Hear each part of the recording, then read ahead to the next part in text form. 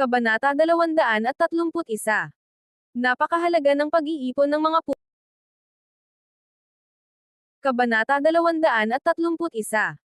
Napakahalaga ng pag-iipon ng mga puntos kung nais mong maging mas malakas. Maaari mong ipagpalit ang mga puntos para sa mga elixir, armas at marami pang iba, sabi ni Ver. Parang kailangan palitan ng puntos ang lahat, ani Zephyr. Oo, halos. Mahihirapan kang mag-level up kung wala kang anumang puntos. Maraming paraan para makakuha ng puntos. Ang pinakakaraniwan ay sa pamamagitan ng pagkumpleto ng mga quest. Kung mas mahirap ang quest, mas maraming puntos ang makukuha mo. Tumango si Zephyr sa tulong ni Ver. Pagkatapos noon ay muling pinaalalahanan siya ni Ver ng mga mahahalagang bagay. Nabanggit pa niya na ang The Library ay isang lugar na dapat puntahan, pagkatapos magbahagi ay umalis na siya. Hawak ng library ang lahat ng kasanayan sa martial arts ng The Boundless Academy. Ang ilan sa mga diskarte ay talagang makapangyarihan at maaari lamang ma-access gamit ang mga puntos. Ang isa ay walang pagpipilian kundi ang makuha ang mas mahihinang mga diskarte kung wala silang sapat na puntos para sa mas makapangyarihan. Dapat akong pumunta doon at tingnan, naisip ni Zephyr. Ang kanyang 7/ skill ay naging lipas na, kaya nagplano siyang matuto ng bagong sword skill. Dumiretso siya sa The Library matapos magpalit ng uniforme na may burden ng apoy na emblem ng Supreme Peak. Hindi nahirapan si Zephyr sa paghahanap ng kanyang daan patungo sa The Library dahil mas masaya ang kanyang mga kapwa initiate na ituro sa kanya ang daan nang makita siyang nakasuot ng uniforme ng Academy Initiate. Ang parisukat sa labas ay puno ng mga nagsisimula at mga apprentice ng The Boundless Academy na nag-uusap. Bawat isa sa kanila ay naglabas ng malalakas na enerhiya at karaniwan ng makakita ng agility ng level 5 na nakakalat sa paligid. Nandito rin ang mga taong ito para sa The Library. Sa kabilang dulo ng plaza ay isang mataas na gusali na binabantayan ng 4 na malalakas na bihasang mandirigma. Nakatayo sila sa entrance ng hindi gumagalaw na may malamig na ekspresyon sa kanilang mga mukha. Bahagyang nanginig si Zephyr sa kanilang aura.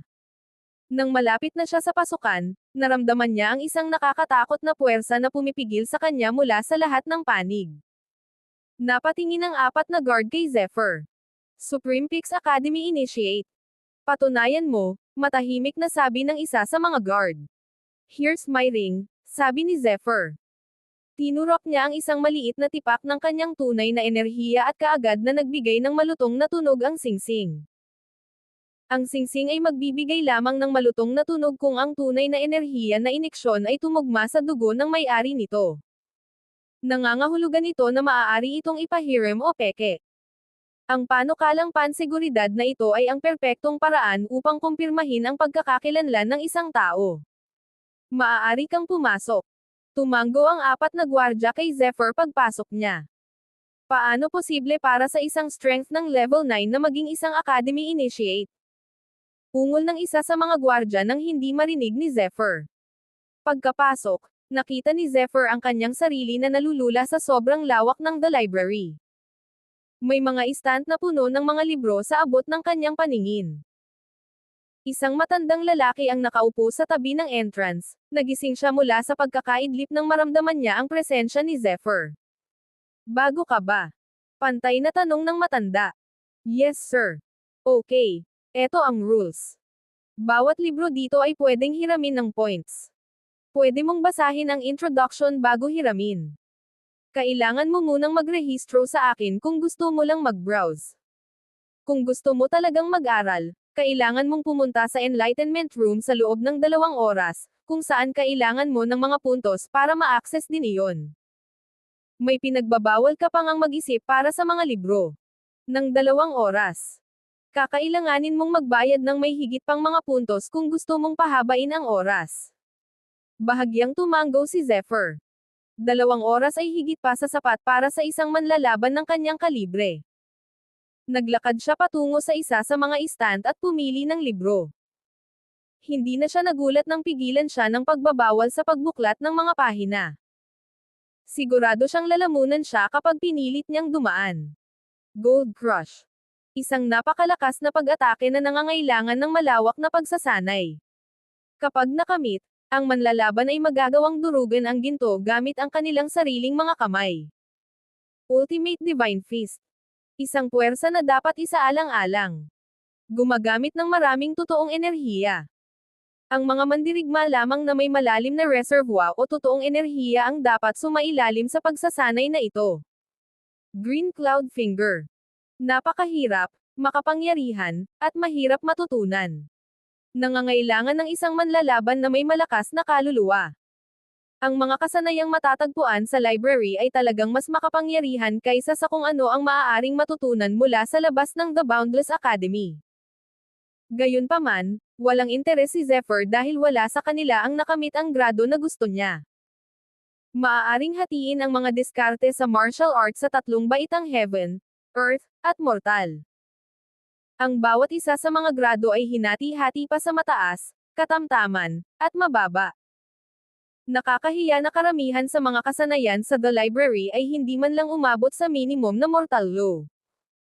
Pagkatapos magbasa ng higit pang mga libro, natuklasan ni Zephyr na wala sa mga kasanayan ang nakakuha ng grado.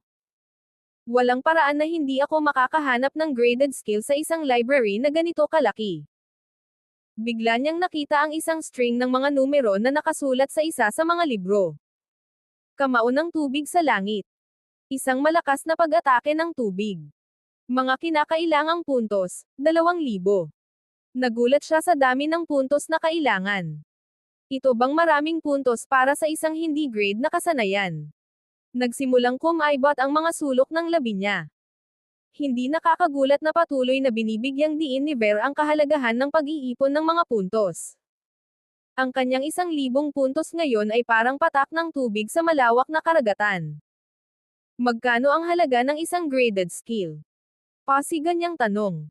Kabanata 232.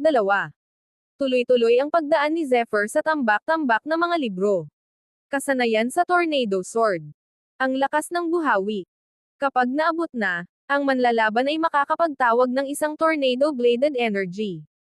Mga kinakailangang puntos, 3,000. Kasanayan sa espada ng Cobra. Isang hanay ng mga nakakalito na paggalaw.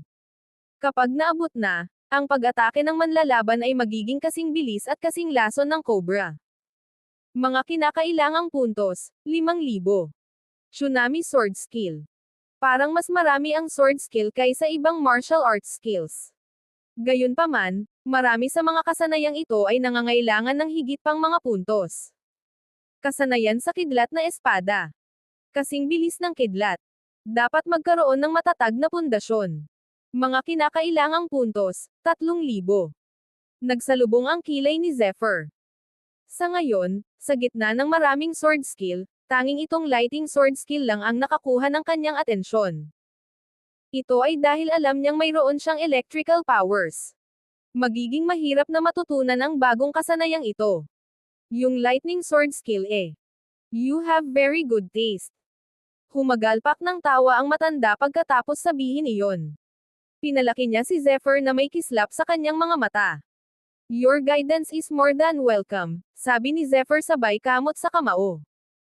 Your guidance is more than welcome, sabi ni Zephyr sabay hawak sa kamao namin. Nakakagulat na malakas ang kapangyarihan ng lighting sword skill. Ang bilis nito ay higit pa sa lahat ng iba pang sword skills na natamo ng Door, ang bladed energy ng fighter ay makukuryente na may kakayahang masunog ang lahat. May malabong ngiti sa labi ng matanda. Galing ha. Siguradong.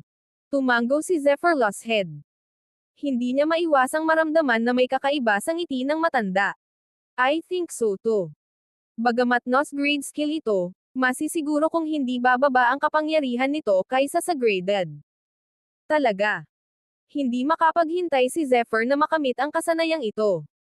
Gayunpaman, ang kasanayang ito ay kilalang-kilala na mahirap matutunan. Sa dinami-dami ng mga disipulo, iilan lamang ang nakamit ang kasanayan. Kaya naman ito ay 3,000 puntos lamang, paliwanag ng matanda habang palihim na sumulyap kay Zephyr. Tumango lang si Zephyr.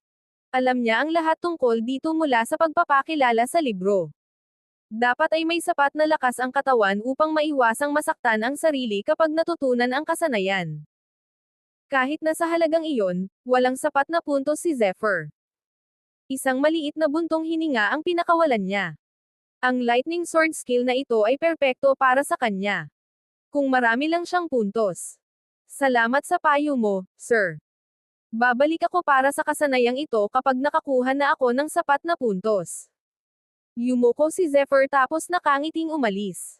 Ang mga kabataan ngayon ay masyadong bastos. Binalaan ko na siya na huwag piliin ang kasanayang ito, ungol ng matanda habang umiiling. Hindi man lang siya umaasa kay Zephyr. Kailangan ko lang makakuha ng isa pang 2,000 puntos.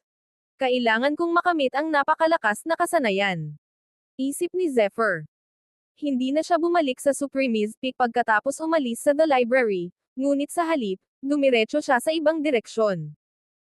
Matapos maglakad ng 1 oras o higit pa, nakarating siya sa harap ng isang malaking bulwagan ng Hall of Trials. Ang Hall of Trials ay isa sa mga mahahalagang lugar ng The Boundless Academy na sinabi sa kanya ni Ver kung saan maaaring tumanggap ng mga quest para makakuha ng mga puntos kapag natapos na. Maraming mga alagad ang lumalabas-masok sa malaking bulwagan. Marami sa kanila ang may ilang uri ng perlas ng hayop at kakaibang bulaklak sa kanilang mga kamay na gagamitin upang makumplito ang kanilang paghahanap. Malinaw na matagumpay nilang natapos ang kanilang paghahanap. Pagkaraan ng ilang sandali ay nagdesisyon si Zephyr na pumasok sa Hall of Trials.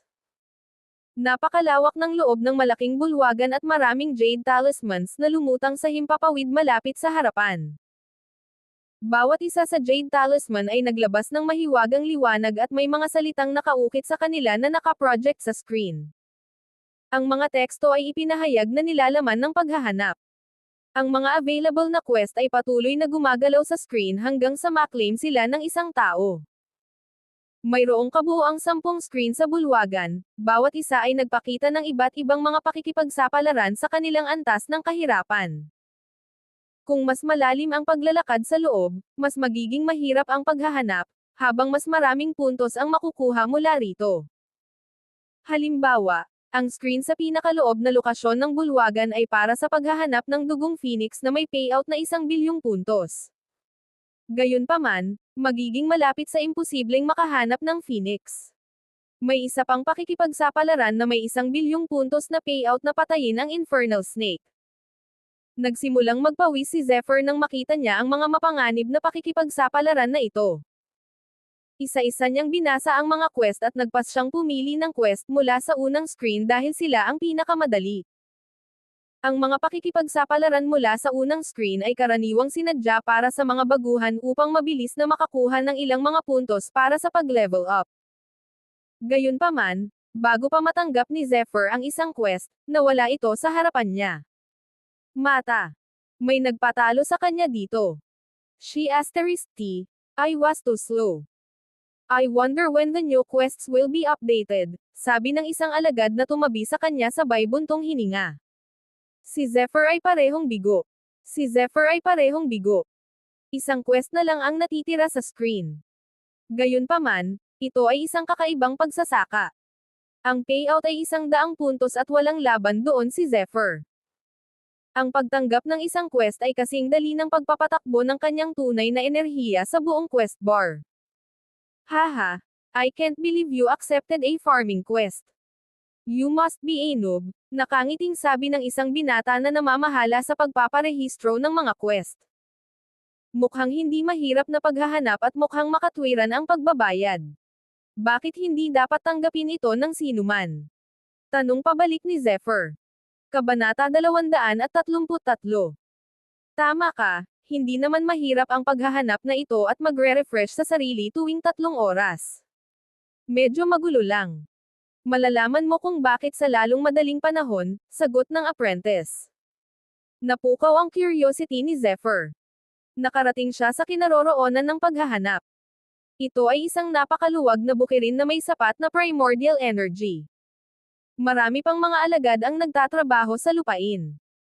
Isang matandang lalaki na nakasuot ng waistcoat na kasalukuyang nakaupo sa ilalim ng isang pavilion, umiinom ng tsaa. Halatang nasasarapan siya. Maligayang pagdating, binata, nakangiting sabi ng matanda.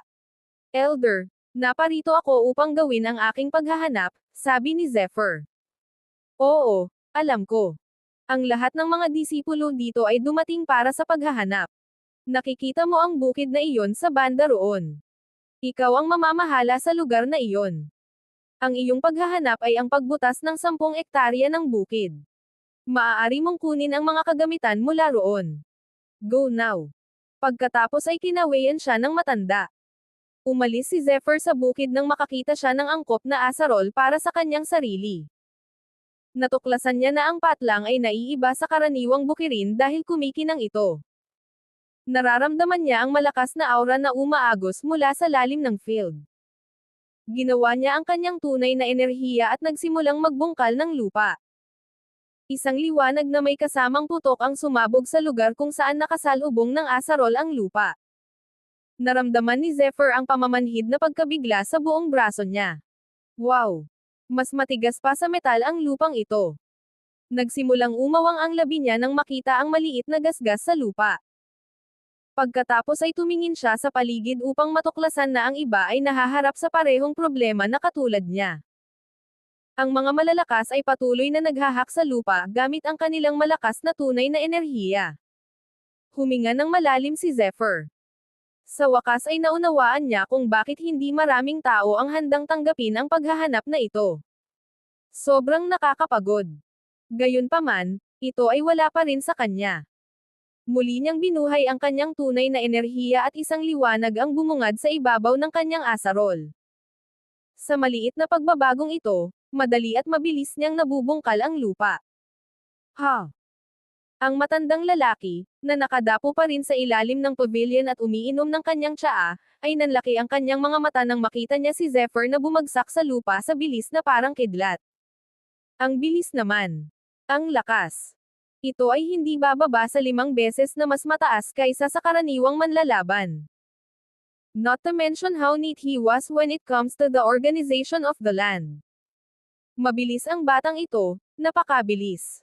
Kumikibot ang gilid ng labi niya habang nagsasalita. Lahat ng iba pang mga alagad ay tumingin kay Zephyr na para bang isa siyang halimaw. Kinuha nila ang lahat ng kailangan nila sa pagbubungkal ng lupa, ngunit ginawa ito ni Zephyr na tila walang kahirap-hirap. Makalipas ang 4 na oras, nagpatuloy si Zephyr ng may kamanghamanghang bilis. Hindi siya maaaring maging tao. Yeah. It's impossible. I bet he's not a newbie. No newbie will possess such terrifying true energy. Dapat mahiya siya sa sarili niya. Nakikipag-away sa ganitong quest sa mga baguhan. Nanlalaki pa rin ang mga mata ng mga alagad sa gulat habang nakatingin kay Zephyr na nanlulumo. This is no ordinary kid. He managed to get into the Boundless Academy by only being a strength of level 9. He's really powerful. Sabi ng matanda sa pavilion na halos nakapikit ang mga mata. Bumalik si Zephyr sa Hall of Trials. Ha? Natapos mo na ba ang quest mo? Oo. Sabi ni Zephyr sabay tango. Pagkatapos ay ipinakita niya sa kanya ang patunay ng pagkumpleto na ibinigay sa kanya ng matanda. Oh wow. So you did. Paano mo nagawang tapusin ng ganito kabilis? Pinili ni Zephyr na huwag pansinin ang kanyang tanong. Muli siyang tumingin sa screen ng paghahanap ng mailipat ang 100 puntos sa kanyang singsing.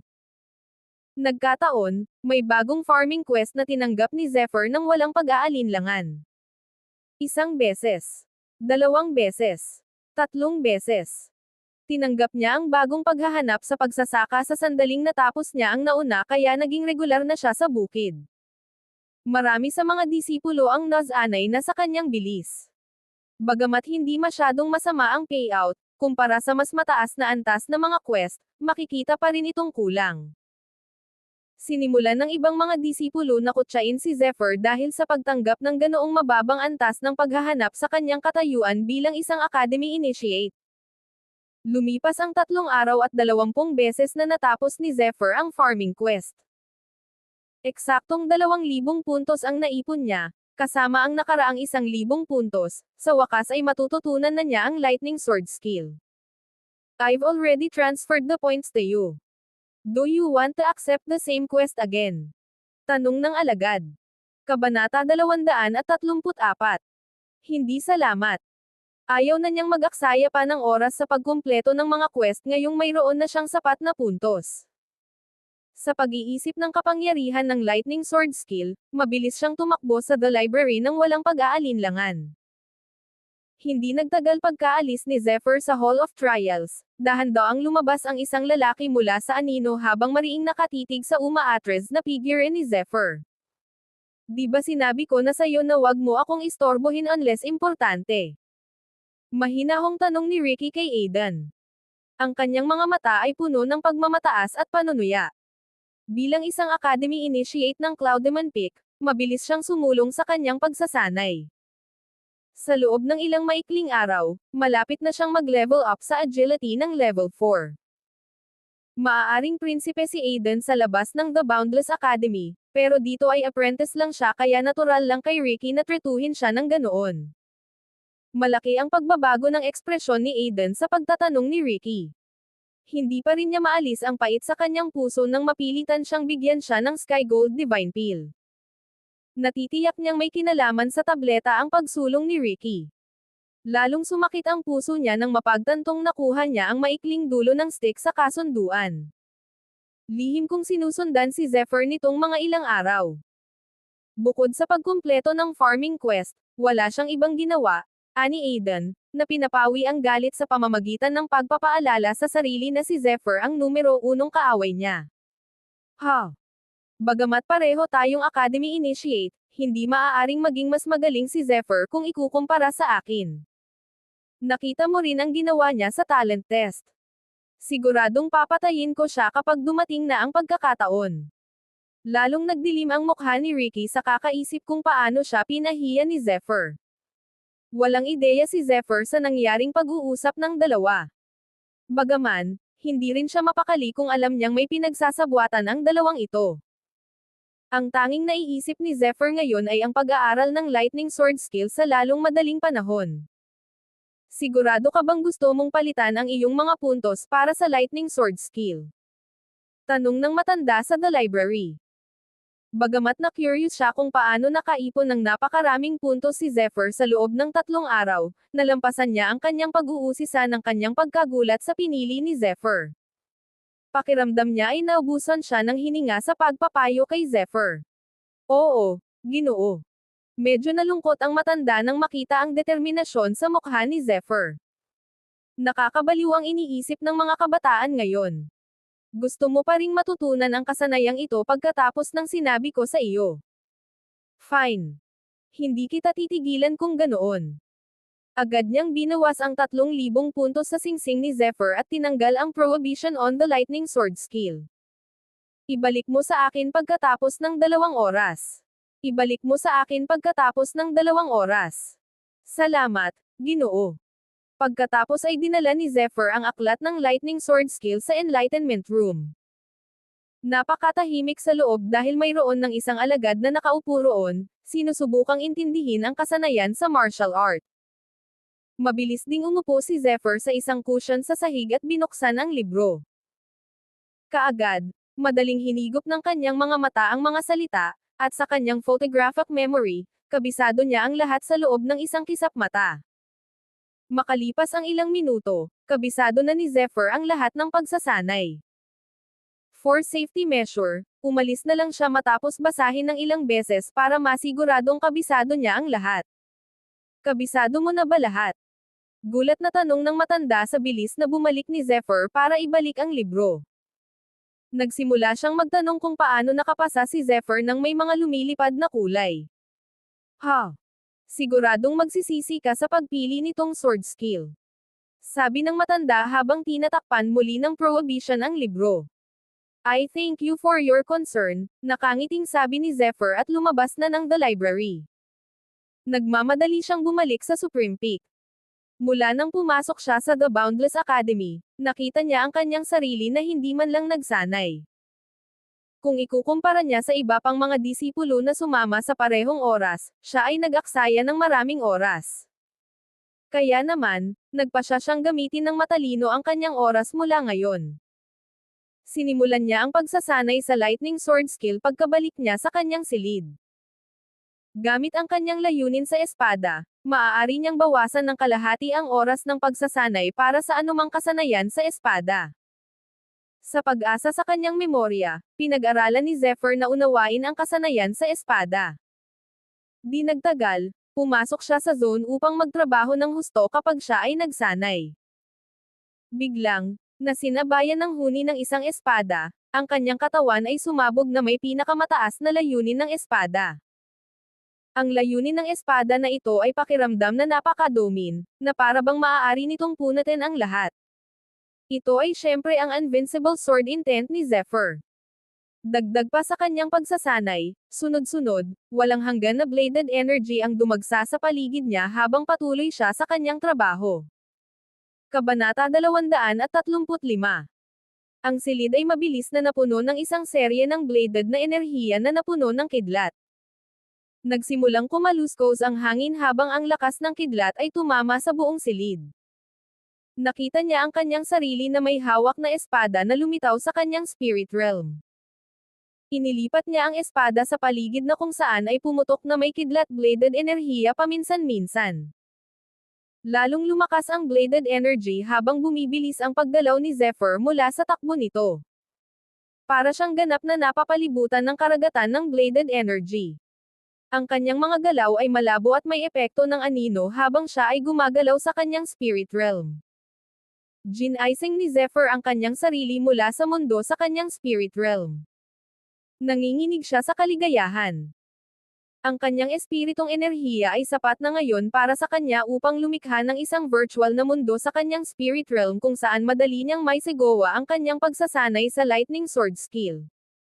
Sa kanyang unang sesyon, sa kanyang kasiyahan, nalaman niyang ang lightning sword skill ay mas malakas kaysa sa una niyang naisip. Bagamat handa siya sa pag-iisip para maging mahirap ang pagsasanay, napagtanto niyang minamaliit niya kung gaano kalakas ang lightning sword skill na ito. Upang simpleng ilagay ito sa pananaw, ang lightning sword skill ay umaasa lamang sa bilis. Kung mas mabilis, mas malakas ang kakayahan. Ang bawat bilis ng paggalaw ng lightning sword skill ay hindi maihahambing sa mga normal na kasanayan sa espada. Gamit ang lightning sword skill, makakapagland siya ng 100 pag-atake sa oras na aabutin ng isang manlalaban na may normal na sword skill para makarating ng 10 atake ng espada. Ang terminong kailangan para sa bilis, ay angkop para sa kung ano ang sinusubukang makamit ni Zephyr ngayon. Kapag naabot na ng lightning sword skill na ito ang antas ng enlightenment, mas mabilis pa ito kaysa sa kidlat. Ayon sa pagkakaintindi ni Zephyr ngayon, ang lightning sword skill ay nahahati sa 4 na level. Ang una ay ang bilis, na nangyari rin na pinakamadaling antas na matamo ngunit hindi pa rin maabot ng maraming manlalaban. Ito ay dahil ang isang tao ay mangangailangan ng isang napakalakas na katawan upang mapaglabanan ang bilis upang maiwasang lumunin ng bladed na enerhiya. Ito ang dahilan kung bakit sinubukan ng matanda sa The Library na kausapin si Zephyr sa pag-aaral ng kasanayang ito.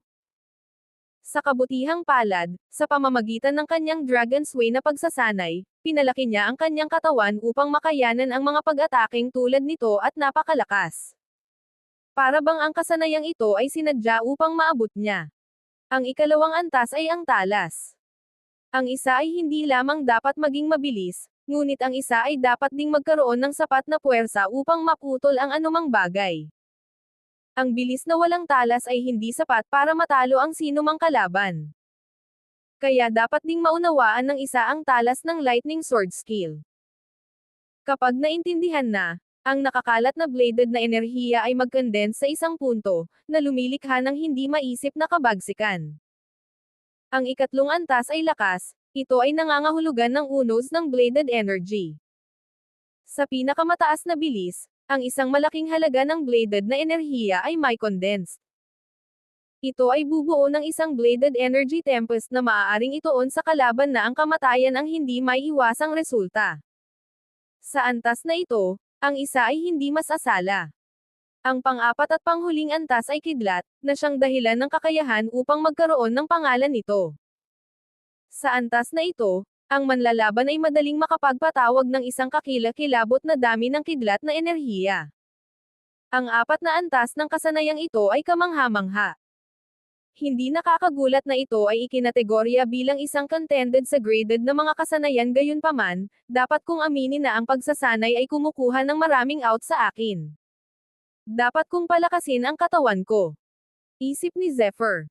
Ilang dakot lamang ng mga manlalaban ang makakatugon sa kinakailangan ng bilis ng kasanayang ito.